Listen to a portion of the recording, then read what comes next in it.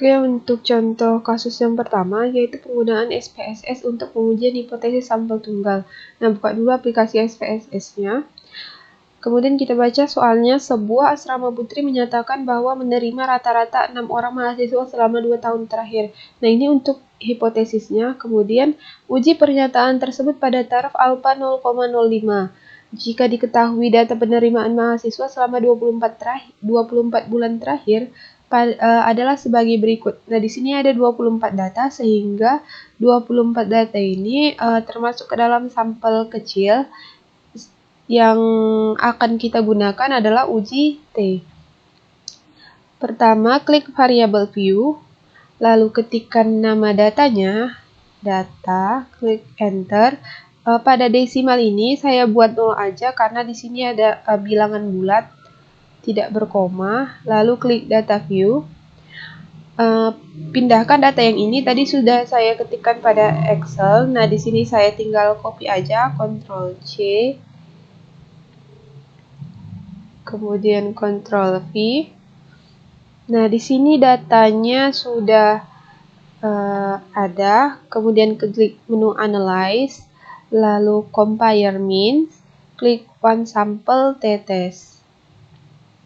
Datanya pindahkan ke dalam tabel test variabel. Lalu test value-nya ini diisi jadi angka 6 karena di sini tadi 6 kan. Terus klik Option. Nah, di sini untuk confidence interval percentage-nya itu 95% karena alfanya 0,05. Pada modul sebelumnya sudah dijelaskan cara carinya, kenapa bisa 95. Kemudian klik continue, lalu klik OK. Nah, di sini akan muncul tampilan dari keluaran output SPSS-nya.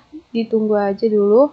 Nah, terdapat nilai T yaitu minus 0,76, kemudian ada nilai DF atau N-1 yaitu 23, kemudian ada nilai sig 2 tailored. Nah, ini artinya nilai p-value-nya 0,45, sedangkan 2 tailored ini artinya bahwa diketahui ini uji dua arah. Kemudian ada banyaknya data, N-nya 24 dan ada rata-ratanya, ada standar deviasinya juga.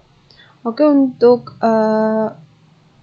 interpretasinya bisa dilihat pada modul. Pertama, kita ketikkan dulu hipotesisnya, yaitu rata-rata penerimaan mahasiswa sama dengan 6, kemudian HA-nya rata-rata penerimaan mahasiswa tidak sama dengan 6. Daerah penolakannya uji dua arah, yaitu tolak H0 apabila T lebih besar T alfa per 2 N dikurang 1, atau kita bisa menggunakan p-value lebih kecil dari alfa. Nah, di sini tidak sama dengan ini. Kenapa tandanya pakai tidak sama dengan? Karena dia menggunakan uji dua arah. Untuk kesimpulannya, dari keluaran diperoleh nilai p-value-nya itu 0,45. Nah, ini nilainya. Maka itu dibandingkan dengan nilai taraf nyatanya 0,05, mana yang lebih besar? Di sini kan p-value lebih besar dari alfa 0,05, maka terima H0. Jadi yang kita gunakan adalah rata-rata penerimaan mahasiswa sama dengan 6, yang berarti kesimpulannya bahwa sebuah asrama putri menerima rata-rata 6 orang mahasiswa selama 2 tahun terakhir. Kesimpulan yang sama juga bisa kita peroleh jika menggunakan statistik uji T. H0 ditolak apabila T lebih besar T alfa per 2 N dikurang 1, atau T bernilai negatif apabila T lebih kecil minus T alfa per 2 N dikurang 1. Nah, di sini nilai T kita itu negatif kan, jadi kita menggunakan persamaan yang ini. Untuk kasus ini, alfanya kan 0,05, N-nya 24, sehingga diperoleh alfa per 2, berarti 0,05 per 2 itu kan 0,025. Kemudian N dikurang 1 berarti 24, dikurang 1 berarti 23.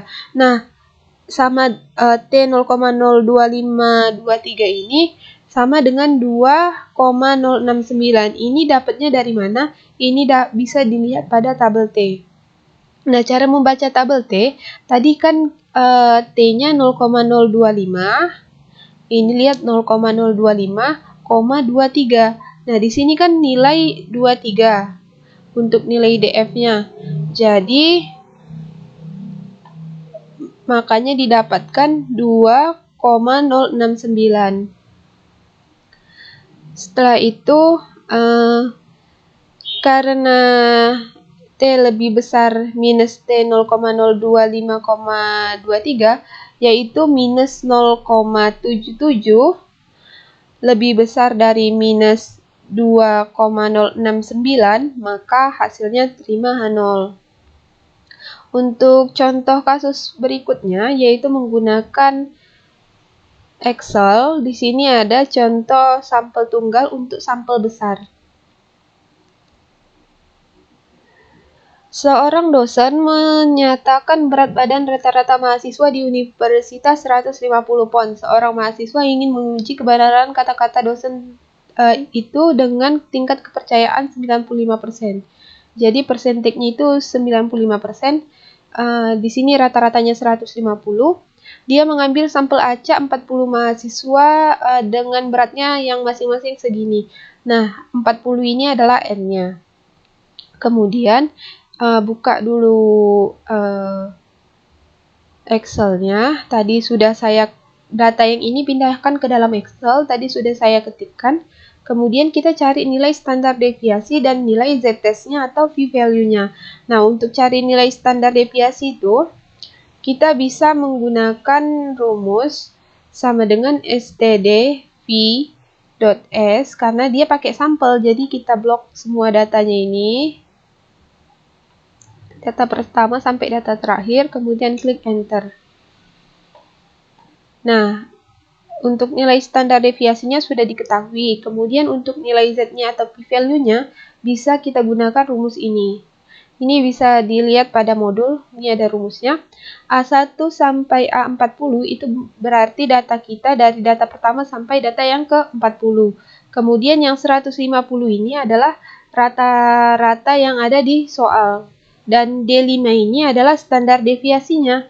Standar deviasinya itu terletak pada kolom D, yaitu baris ke-5.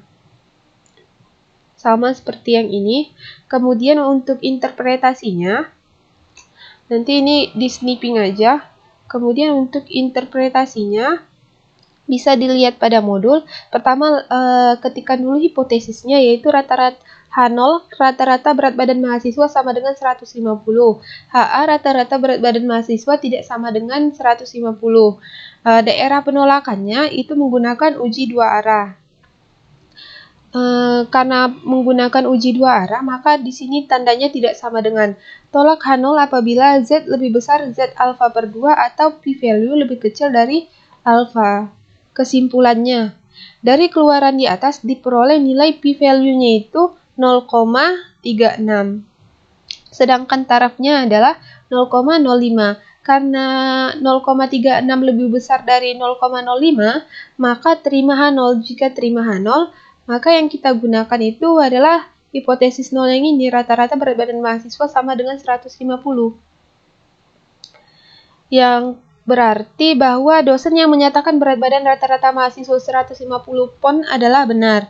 Kesimpulan yang sama juga kita peroleh dari statistik uji Z-nya, yaitu H0 ditolak apabila Z lebih besar Z alfa per 2, atau jika Z bernilai negatif apabila Z lebih kecil minus Z alfa per 2.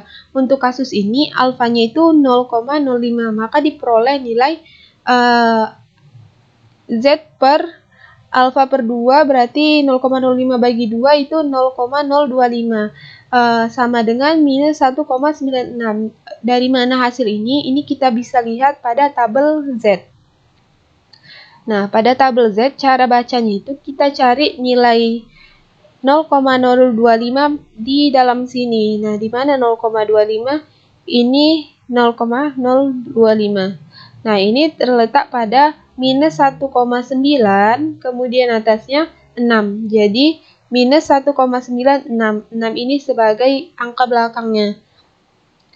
Karena Z lebih besar minus Z 0,025, maka